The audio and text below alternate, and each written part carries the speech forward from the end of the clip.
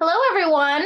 Thank you so much for joining us today for the Essence of Tea podcast. I am so excited to welcome our guest today, Nicole from Tea for Me, Please. Hi, Nicole. Hi, thanks so much for having me.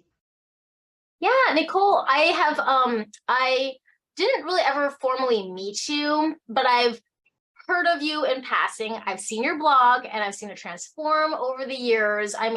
Like, I was just thinking today, looking at your blog's website and how far it's come from the many years ago when you first started this blog. And I remember one of the years at the World Tea Expo, there was all these different categories of awards, and you had won the tea blog of the year. And I was like, whoa. I mean, that's pretty like dedicated work right there, because you and I know that a lot of tea bloggers come and go. Like, it's kind of like a hobby, but after a while it's like, oh, it's just too much work. But you've been doing this for years. So do you want to explain to us like how you got started blogging about tea? Yeah, so when I grew up always drinking tea, but it was just like tea bags with milk and sugar.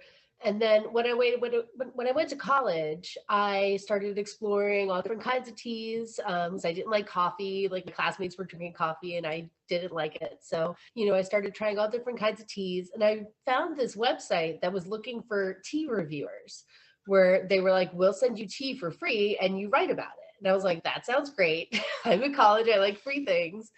And I did that for about 2 years, and it was a really great like early education where I got to taste samples of all these different teas from around the world, and really dove in head first in that way. And then I started my blog as a way to back up the work I was doing for them. That I had just like asked their permission in Oh. case their website shut down someday. I was like, is it okay if I just kind of copy my writing for you and put it on my own website? And they were like, yeah, that's fine. So that's actually how Tea for Me Please started, is that I just was backing up my writing for them. And then it kind of eventually took on a life of its own. Wow, that's amazing. So like, wait, how long have you been doing this? Today is my 16-year anniversary for my tea company. But you've been around for a while too. So how long have you been doing this? October, it'll be 15 years. See, I knew it. I knew it was like almost as long as, because you're like one of the first tea bloggers that I just ran across. And when I saw it, I was like, I'm not doing a blog. I just can't. Like, it's just too much work for me because I'm not a writer. I mean, I am a writer. I've written a book, but I mean, it took forever for just one. So, you know, but that's really cool. And that's very clever of you to back up your work just in case, because you spent all this time doing Well, it. yeah, I mean, I wrote over 100 reviews for them. So I was like, that's a lot of work that I didn't want to lose. And they did eventually shut down. So it was good that I did save all those. Nice. Nice. And now you have this well, let's go back to like taking your blog seriously. Like, when did that start to begin? Besides, like, there's people actually watching my blog, reading my blog. Like, when did it actually become like taking you to the level, or you probably were there before you won your award? Yeah, I mean, I would say I was just even shocked when people started reading my blog, like when I got comments or emails from people, or they would like, tweet me or whatever. I would be like, oh my God, somebody's actually reading what I wrote.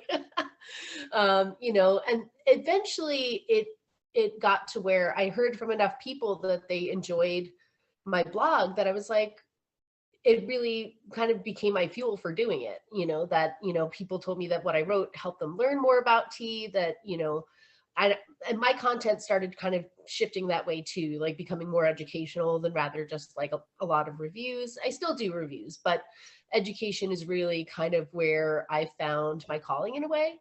And I think that's kind of what made me take the blog more seriously.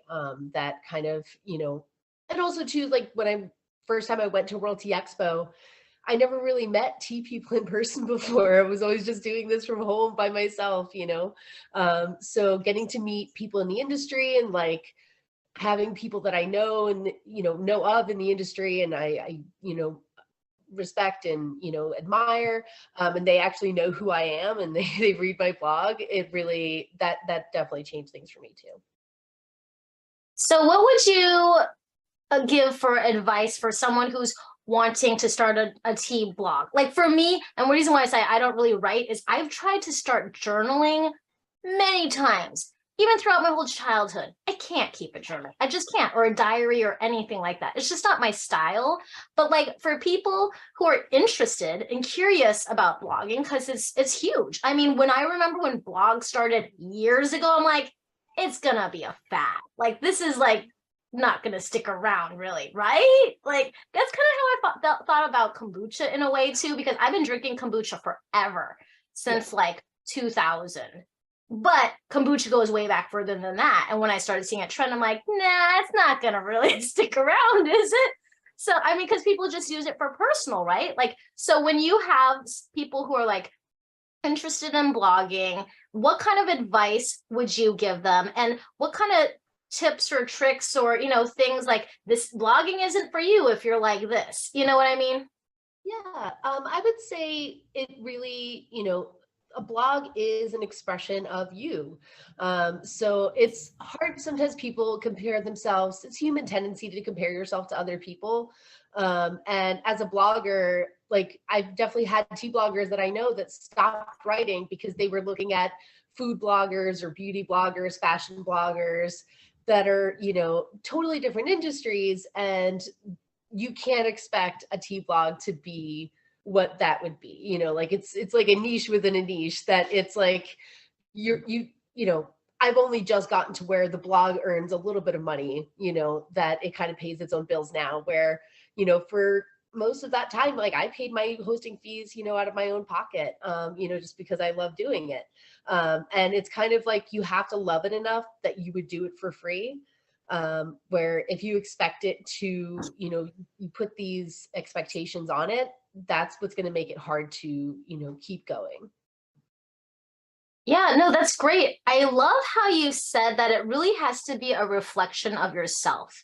Because even as an entrepreneur, like I was working in a physical therapy clinic, and then I was a high school teacher, and then I ended up starting a tea company. I thought that wasn't really ever going to be anything. So that's why I kept my side job as being a certified teacher still, but like full-time substituting just in case, because I'm like, well, it's not going to pay the bills, kind of thing. And so when a person does something like blogging, you're right. You're right on when you say this truly has to be a reflection of your heart and a passion project. Not just a passion project, but it can transform into something bigger. But in the heart of it, it has to be you. It has to be truly who you are. So you're motivated to keep doing it.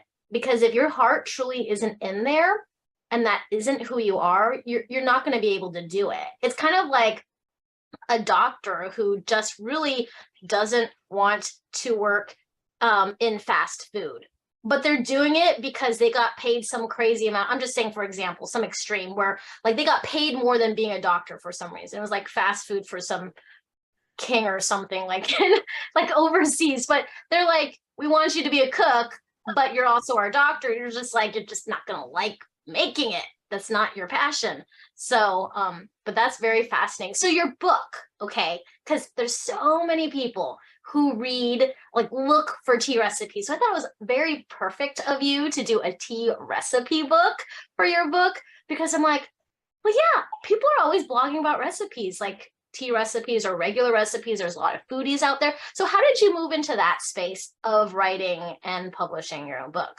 So I was actually approached by my publisher, and they kind of already had a concept of, we want to make a tea recipe book and we just need a person to write it. So they were looking for somebody who had, expertise in tea.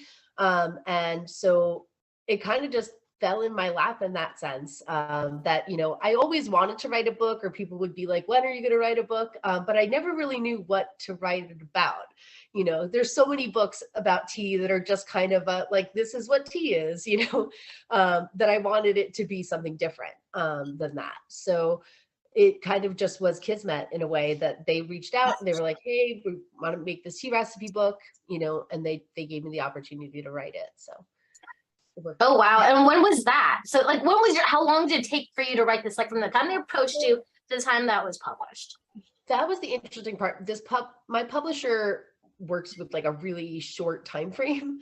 So I had about 6 months to get everything done. So Oh all of the wow. writing, editing, everything, yeah, it was a lot. Definitely, there were days that I didn't think I was going to make it happen, but it wound up coming together in the end. So. So could you share with people where people could find our listeners, where they can find your tea blog and where they can get your book?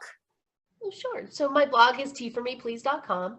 And my book, you can find it on Amazon. So it's just the tea recipe book. So it's really easy to find. Oh, and your book is called? The tea recipe book.